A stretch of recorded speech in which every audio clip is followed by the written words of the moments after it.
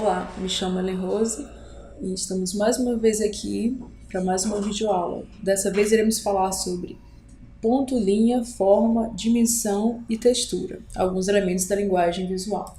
Nos textos anteriores, falamos sobre a sintaxe da linguagem visual e sobre o alfabetismo visual. Para relembrar, o alfabetismo visual é um instrumento utilizado para compreendermos aquilo que conhecemos como a linguagem visual. Então, nós vimos que essa é uma parte fundamental que sabemos, né? O alfabetismo visual pode nos ajudar a ver o que vemos e a saber o que sabemos. Enfim, o alfabetismo visual é ler uma imagem. Donis Adonis fala: o alfabetismo visual jamais poderá ser um sistema tão lógico e preciso quanto a linguagem. As linguagens são sistemas inventados pelo homem para codificar, armazenar e decodificar informações. A sua estrutura, portanto, tem uma lógica que o alfabetismo visual é incapaz de alcançar. Ele cita um exemplo, de uma pessoa que fala assim: Diego não conhecia o mar. Uma pessoa em uma situação. Diego não conhecia o mar. O pai, Santiago Kovaldov, levou-o para que descobrisse o mar. Viajaram para o sul, ele e o mar, estava do outro lado das dunas altas, esperando.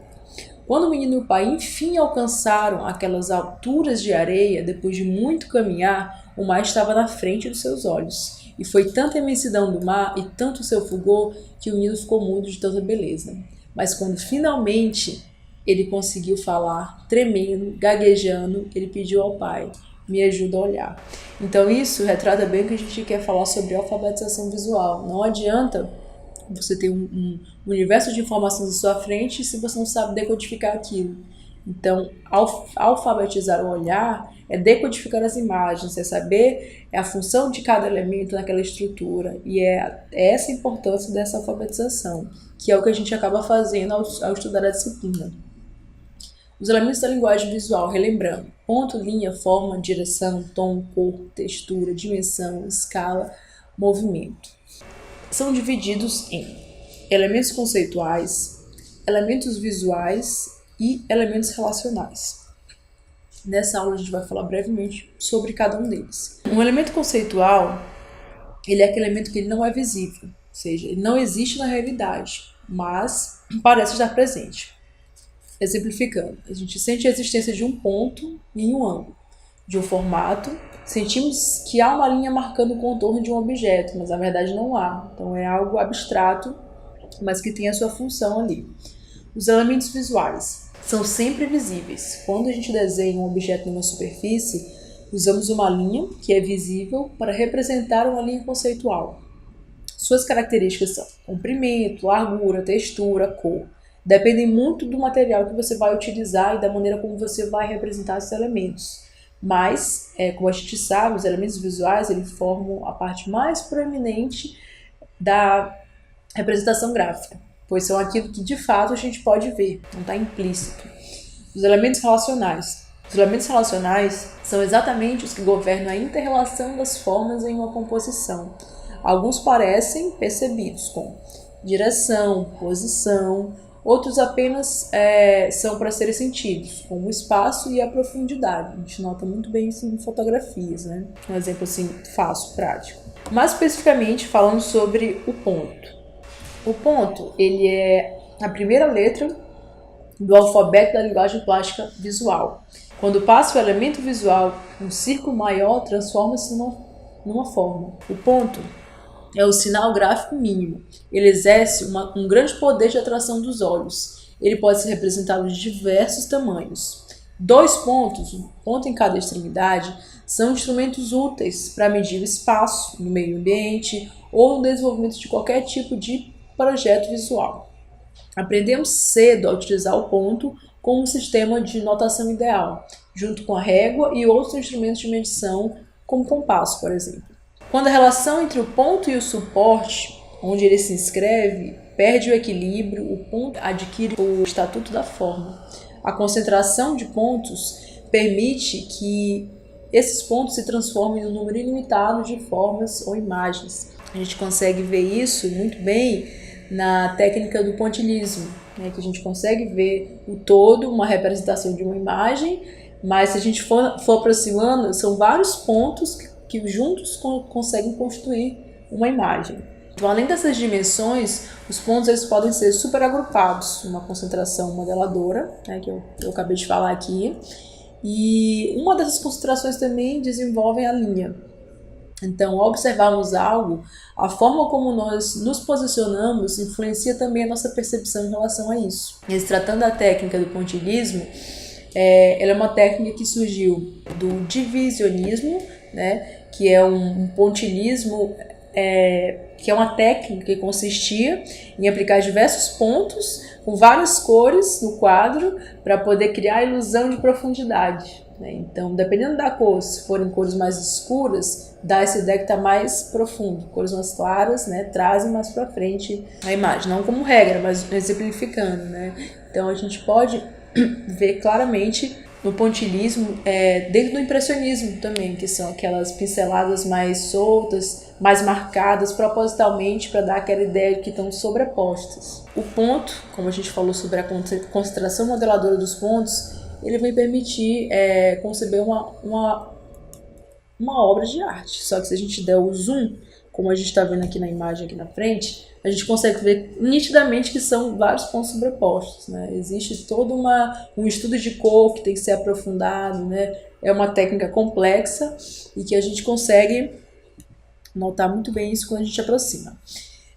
Tem também, né, a técnica através da dispersão dos pontos, que confere características especiais, composição, originando tramas ou texturas. Seguindo a matriz, a gente tem uma pergunta que a gente precisa responder no AVA, vai descrever até 500 palavras sobre a técnica do pontilhismo. Entrando um pouco agora na linha. A linha, ela é o segundo elemento estrutural da linguagem plástica. Ela vem resultar de uma sucessão de pontos, como a gente consegue ver aqui na imagem, infinitamente próximos. Existem vários tipos de linha, né, diversos aspectos da linha. Linha contínua, que é essa linha reta, sem nenhum tipo de interrupção. A linha tracejada, né, que a gente conhece bem, que é essa linha, são pequenas linhas juntas que se tornam uma. Linha quebrada, como vocês conseguem ver. A linha sinuosa, essa linha com altos e baixos. Linha pontilhada, linha ondulante, linha espiralada, linha curva, linha reta horizontal, espiral, que é essa linha em círculo, linha quebrada, linha reta vertical, diversos outros tipos de linha. E se tratando da linha como um elemento estrutural, no domínio da arte visual, ela vem representar um registro gráfico e é usada para estruturar formas e para definir os seus contornos. As linhas oblíquas, falando dos tipos de linhas agora, as linhas oblíquas traduzem de imediato uma dinâmica, uma estabilidade, um movimento aparente. Composições com linhas verticais, por exemplo, elas sugerem uma ascensão, um crescimento e ainda uma estabilidade aparente. Composições com linhas horizontais expressam estabilidade e ausência de movimento. Então, dependendo do tipo de linha que você usar, ele vai representar alguma coisa naquela composição daquela obra. A simples aproximação das linhas entre si permitem modelar superfícies, criando a ilusão de volume, de tridimensionalidade. A gente consegue ver em algumas obras que se chamam de psicodélicas, e dá aquela ilusão de ótica, né? Que é um trabalho muito forte com linhas, que dá a entender que a linha, que a tela está se movimentando, né? Então faz um jogo de ilusão. A forma. As formas básicas, como conhecemos, são 3 formas básicas: quadrado, círculo e o triângulo equilátero. Cada uma dessas formas básicas, elas têm suas características específicas, e cada uma se atribui a uma grande quantidade de significados. Forma é o aspecto exterior dos objetos reais, imaginários ou representados. A linha descreve uma forma, ou seja, uma linha que se fecha dá origem a uma forma. Como a gente consegue ver no quadrado, por exemplo, são 2 linhas horizontais com 2 linhas verticais e a gente tem um quadrado. Então, na linguagem das artes visuais, a linha articula a complexidade da forma.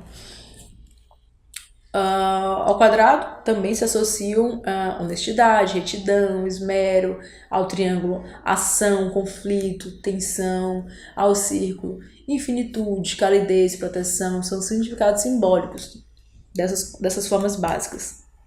Todas as formas básicas são figuras planas e simples, fundamentais, que podem ser descritas e construídas verbalmente ou visualmente. Essas formas, né, dentro dessas formas a gente tem o que a gente chama também de bidimensional e tridimensional. O que é bidimensional e tridimensional em um desenho? Um desenho, por ser realizado numa superfície plana, ele é totalmente bidimensional. Já o tridimensional, que é o que o desenhista expressa, é produto de séculos de convenção e sedimentação do conceito de linhas através de um ponto de fuga. Podemos também diferenciar as formas de uma maneira mais didática aqui. O bidimensional, altura e largura. O tridimensional, altura, largura e profundidade, né? Essa é a diferença básica entre eles dois. Entrando no tópico de direção. O que é a direção? Ao observarmos qualquer imagem, a gente procura sempre tentar organizá-la e entendê-la visualmente, quanto à sua forma, dimensão, tamanho e outros elementos. Também procuramos um sentido para nossa observação, isto é, a direção que percebemos essa imagem. Podemos fazer relação com as direções principais, né, de formas básicas, de quadrado, horizontal, vertical, triângulo, inclinada, o círculo, né, sendo mais curva. Cada direção básica, ela expressa um sentido próprio. Por exemplo, nós temos aqui exemplos com círculo, quadrado e triângulo. Todas as formas básicas expressam direções visuais básicas e significativas. O quadrado, a horizontal, a vertical, o triângulo, a diagonal, o círculo e a curva. Cada uma das direções visuais, elas tem um forte significado associativo e é um valioso instrumento para a criação de mensagens visuais. Por exemplo, aqui na primeira forma, o círculo. Essa forma circular dá uma abrangência, uma infinitude, proteção, repetição, né? Passa isso para quem está visualizando. O quadrado passa uma estabilidade, um equilíbrio, um enfado, honestidade, retidão, esmero. Já o triângulo vem de uma forma, representa mais ação, conflito, estabilidade e tensão. Recapitulando esses tópicos. Ponto é o sinal gráfico mínimo, poder de atração, é estático. A linha é formada por uma cadeia de pontos, direciona o olhar, apresenta uma intencionalidade, propósito, movimento. A forma. São 3 formas, círculo, quadrado e triângulo, com características específicas, as quais são atribuídas ideias e valores, cada um forma uma direção. E a direção circular é curva, tem um significado mais abrangente, mais repetitivo. A direção horizontal e vertical transmitem uma ideia de bem-estar, de maleabilidade, estabilidade. Já a direção diagonal possui uma forma direcional mais instável, é mais provocadora, possui uma composição mais irregular e, consequentemente, ela é mais perturbadora, que é a do triângulo.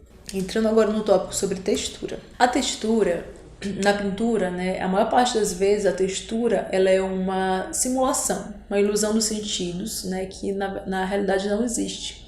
Então, determinadas obras de arte, elas fazem uso de texturas padronizadas, conferindo uma qualidade ornamental às formas. Assim, as texturas elas podem ser divididas em naturais ou artificiais, regulares ou irregulares, mas são sempre a parte visível do objeto e o seu lado exterior. Pode ser também biônica ou texturas incomuns. A gente tem ali a biônica, uma bola de golfe, né? Então, muitas texturas elas são artificiais. Hoje em dia você vê, nós temos a impressora 3D que faz essa possibilita a criação de diversas texturas, né, que pode sim ser considerada textura biônica. Texturas incomuns. Pode ser texturas usadas para nivelar a forma de composições incomuns. E quanto à forma de apresentação, a textura ela pode ser geométrica ou orgânica. Nas artes gráficas, né, elas podem ser reproduzidas através de desenhos, pinturas, impressões, fotografia. Podemos representar as texturas em forma de tramas de sinais, pontos, traços, manchas, os quais realizam as mais variadas atividades gráficas. Temos um exemplo tem vários quadrados com diversos tipos de composições com linhas e traços que formam vários tipos de texturas. Além de revestir o plano e a superfície, a textura confunde-se com eles, permitindo alteração na sua presença ou realçando alguns pontos. Então, ela é tão importante quanto a forma, a textura é tão importante quanto a forma. Cor, tamanho, existem várias técnicas, né, que podem criar também as texturas nas paredes, por exemplo, né, que a gente conhece bem. A gente compra uma tinta que já vem com um pouco mais densa e dependendo do material que você vai usar, uma ferramenta vai dar um efeito de textura, né, uma espátula, né, pode ser usado com esponja. Então, são diversas técnicas que se podem usar a textura. Os artistas correm as texturas para traduzir visivelmente o sentido do volume e os efeitos de superfície. Representam também graficamente o claro, o escuro, luz e sombra. Na escultura, os artistas eles vêm utilizar a textura de diferentes formas, né, e padrões. Já Por exemplo, no Renascimento a gente observa texturas lisas, suaves, enquanto que no impressionismo percebemos superfícies inacabadas, como nas obras de Rodin. Além das artes visuais, a textura também ocorre em diferentes espaços da vida. No cotidiano a gente pode observar em tecidos, domésticos, roupas, calçados, papéis, vidros, decoração de interiores. A tecnologia ela também favoreceu uma criação de uma variedade muito grande de texturas, como a gente falou anteriormente sobre a tinta de parede. Agora a gente vai falar um pouco sobre as atividades práticas. Cerca de 9 atividades e o valor delas de 3 pontos. A primeira atividade vai ser a do pontilhismo, que você vai escolher uma imagem da sua preferência e vai reproduzir com a técnica ilustrada ao lado. Pode ser com um canudo, pode ser com um lápis, usar o fundo dele e tentar pegar qualquer objeto, né, que não sejam iguais ao que estão ao lado. Aqui tem uma maçã, né, e tentar reproduzir de maneira bem simples, mas que dê a entender que é uma somatória de pontos que vai criar uma imagem. Na atividade 2, vamos fazer composição com pontos, adensamento, rarefação. Trabalho 3, composição com linhas. No 4, composição com quadrados idênticos. Isso aqui a gente coloca na internet esse nome e vocês vão achar tutoriais que explicam melhor, mas eu quero que vocês usem objetos, usem a criatividade de vocês, né? Então, sempre quando forem fazer algum objeto, tirem a foto do objeto e coloquem a foto da produção. Sempre assim, mostrando qual foi a referência. Trabalho 5, quadrado com retângulos. Atividade 6, a gente vai fazer uma atividade do desenho cego, que vocês vão, em uma folha de papel, pode ser um papel canson, vão fechar os olhos e vão fazer vários movimentos de linhas aleatórios, circulares. Quando abrirem os olhos, vocês vão tentar achar formas e figuras e colorir essas figuras. Façam um vídeo do processo, tire fotos do processo e envie por e-mail ou por WhatsApp para a tutora o resultado final. Sempre dessa forma, enviando para a tutora online ou presencial, e dessa maneira nós vamos encaminhar essas atividades. Outra atividade 7, tipos de linha. Você vai fazer uma folha de A4 de canson, vão fazer vários quadradinhos, né, como está aqui na imagem, e dentro desses quadrados, diferentes tipos de linha. Você vai usar a folha inteira, então calculem, meçam, né, na folha quadrados que deem, vários quadrados pequenos que deem o tamanho da folha. Atividade 8, tangram. Faça um tangram em papel colorido, em gramatura espessa, né? Você pode escolher imagem da sua preferência, aqui tem apenas algumas, mas não é necessário usar essas, né? Eu quero que vocês usem outras. Tem um link de um tutorial que vocês podem ver como que faz. Atividade 9, zentangle. Vocês vão fazer também uma folha de papel A4 canson, desenhar vários quadrados e fazer essa brincadeira com as linhas, tá? Então, eu quero que vocês façam de maneira bastante diversificada e utilizem a caneta nanquim, porque ela é uma caneta que a tinta absorve melhor e fica uma composição mais bonita.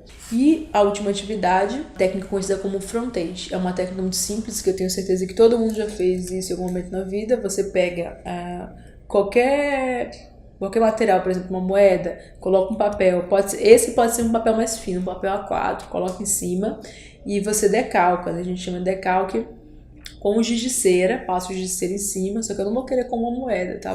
Pela simplicidade, pela criatividade também, vocês procurem outros materiais. E passem em cima com esse decalque. Então, essa técnica se chama frontage. Ademais, essas foram as informações. Quaisquer dúvidas, entre em contato pelo AVA ou por e-mail. Fico à disposição para responder qualquer questionamento.